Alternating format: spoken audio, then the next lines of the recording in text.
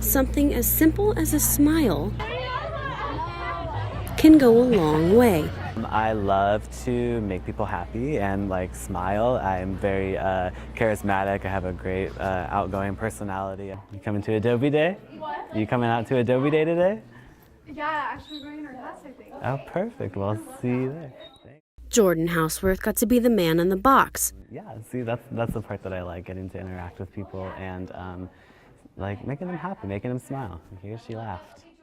Dressing up as Photoshop Man for Adobe Day.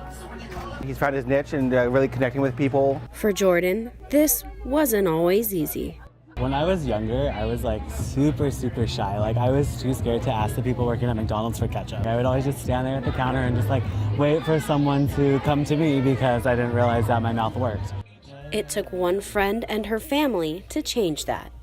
They were all so loud and energetic and outgoing, and so just by hanging out with them, they just made me so comfortable to come out of my shell, and then that's when I just learned to never shut up. It also took practice. Okay, practice. And that's definitely what I encourage other people to do. Just get comfortable with your voice, with yourself, and once you're comfortable with yourself, really, I don't care what anyone else thinks, and so neither should anyone else.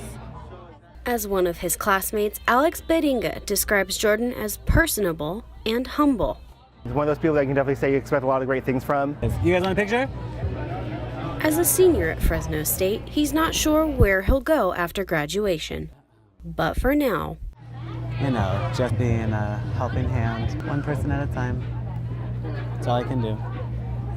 he's content And I love smiles, so when I see someone happy, I get happy.